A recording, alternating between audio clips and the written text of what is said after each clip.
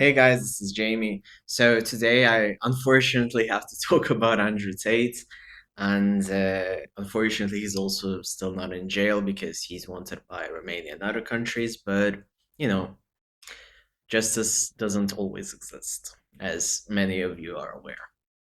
Basically, he did a recent sort of outburst, specifically that he was angry that people judged the fact that he didn't read books. And the video kind of went viral that he said that he didn't find the need and that he finds himself smarter than reading a book. And he compared it to the fact that he has like Bugattis, Ferraris, whatever kind of cars he has, and that is a sort of a symbol of him not needing to read, and also the fact that because he gets invited to podcasts and people want to know his opinion, therefore he has nothing to learn from books. So I already feel like we are in a very weird era where everyone kind of has a podcast. And right now, when it comes to podcasts, we have a really predominant right wing, alt right, misogynistic, bizarre, sort of anti science amount of podcasts. And those are the ones sort of that keep getting the ranks, which keep getting spreads. You have a bunch of TikToks, you have a bunch of YouTube shorts, which are cuts. And in general, when you think of podcasts, you kind of tend to associate right wing, sort of clavicular, whatever his name is, and other TikTokers or podcasters, which go into this pseudoscience, right wing bullshit. And obviously, Andrew Tate is one of them. Well, Andrew Tate, I would say, is pretty much way more serious about other ones, all obviously because of the fact that he's wanted for sex trafficking, he's wanted for human trafficking, and as far as more, he's a rapist as well.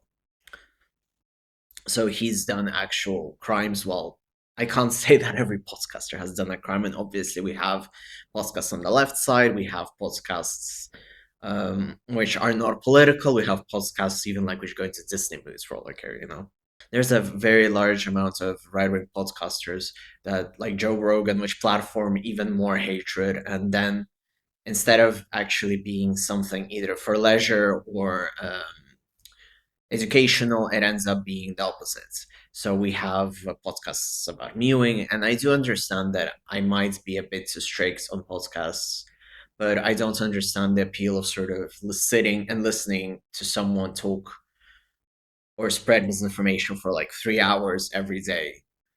This is something that I don't personally understand. And I am in the minority of people who don't really listen to podcasts either. So I prefer to watch like a YouTube video or even watch some like TikTok reels, even though I enjoy more of a humorous side of TikTok. But going back to Andrew Tate, I do have to say that the problem with Andrew Tate lies in the fact that he's also advocating for this lack of literacy. And we already see that, for instance, with the Trump government, in general, with right wing, where people are trying to sort of elevate the masses without pushing a need for their education. And even when we sort of watch how wingers talk and what they advocate, is that sort of universities are bad, education is bad. And I don't even know where to start with that. Well, the reason we have things moving forward, the reason that humanity moves forward is through education, is through knowledge. It isn't through pseudoscience. Pseudoscience just pushes us backwards. So obviously, I'm not saying that we need to be looking at Andrew Tate to say something smart because obviously he's actually not smart and he is a criminal. When it comes to Andrew Tate, we need to understand that he says a lot of bullshit things, and these bullshit things are enough to attract other people. They're enough to attract listeners. They're enough to attract gullible young men. They're enough to attract gullible people in general. So people think, oh, okay, he has a Bugatti. Oh, he has a Ferrari. Oh, he has money. Oh, he has girlfriends. Oh, he has apartments, houses, everything. And people think, okay, I need to sit down and listen to him because we have this idea that if there is money behind a person, that person is worth listening to. And people don't understand that some people can just get money through criminal activities, through inheritance and other things. And just because someone has an incredible sum of money doesn't mean that they're worth listening to. Like, for instance, I don't think, and how to put this, I don't think even the alt-right people even listen to Elon Musk this much in this day and age. Like, even Trump sort of distanced himself from Musk. Like, Musk has nothing to say that will be beneficial to anyone. And besides maybe the fact that he tweeted stuff like, oh, the people who said that money can't buy happiness are right, because that's the only thing I would agree with him ever in my life. Because that's the thing, money cannot buy happiness. Like, at the end of the day, people need to understand that they're on earth, you know, to do something, or they have to find their life purpose. But life purpose isn't always, and shouldn't be a grift, factually. It's fine to dedicate yourself to your job. It's fine to dedicate yourself to a cause that you support. But I feel like when you're dedicating your life to earning more money to get things without a purpose, that's when life becomes with no meaning. Like, you look at, well, Andrew Tate is a criminal, but in general, like, and why I don't like the podcasters or the influencers of this day is because I feel like they don't have a lot of things to say. They're not into a lot of things. They just want to get things for free. They want to get rich very quick, and they don't really have any interest. The whole idea is to influence and be influential without even sometimes having your own opinion, because you have all the influencers and they will parrot sort of, they will be Democrats for instance of American, then they'll be Republican the next day. Or they'll add, or like even like makeup influencers, they'll say like, oh, L'Oreal has the best mascara, and then like Maybelline will pay them more, and it's going to be the opposite.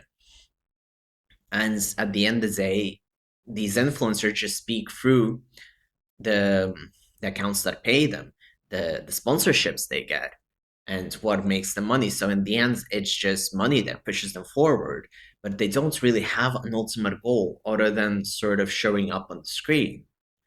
And even if we trace that back, like to some Paris Hilton or whatever, which sort of was like a starting influencer, I feel like she was at least doing different projects and she has a sort of state of iconic to her, and you can describe what she is. When it comes to other influencers, there are so many faces. Like, for instance, there's the dude who does meth to keep hollow cheeks, clavicular, whatever his name is. I'm really sorry, and the names are interesting, to put it mildly. But like, I only know him because I remember that he said that he does meth to keep his cheeks hollow. And sure, like, I remember like who Andrew Tate is because he's a criminal. I remember Elon Musk. But when it comes to regular influencers, I get lost. Like, who is who? Because everyone has the same face and everyone sort of stands for the same thing, and everyone wants to be a copy of each other. And if you scroll like on TikTok on sort of the more influencer side, everyone looks the same. And it is a thing that I remember I was watching a Patrick Star, and the creator of One Size YouTube video, and he was like, I see all these influencers and I know their faces, but I don't know who they are and what do they stand for. And that's the issue. Like, even like when I watch YouTube drama, like to know like who's doing what, because I enjoy like sort of like yellow pages or like drama stuff. And I don't know anything about them. And I feel like this also comes from the lack of education and this idea that everyone needs to be striving for insane money when nothing speaks behind that money. Like, I feel like there's nothing wrong with sort of wanting to save up and get an expensive car. But if you're not into cars, why are you getting that expensive car? Like, for instance, I spend a lot of money on makeup, but I use the makeup. I know the products that I use. I sort of know what works. I enjoy the process. It's therapeutic for me. But for me, it wouldn't make sense to get a Ferrari just to get a Ferrari, you know? Like, I'm not into cars. I don't like cars. So why would I get something expensive just to have it? And that's my stance on things.